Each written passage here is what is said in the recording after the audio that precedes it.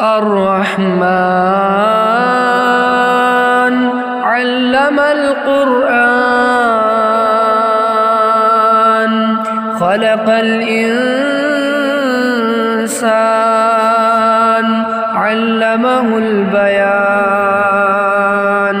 الشمس والقمر بحسبان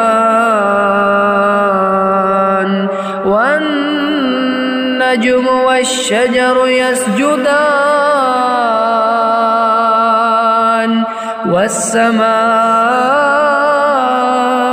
والسماء رفعها ووضع الميزان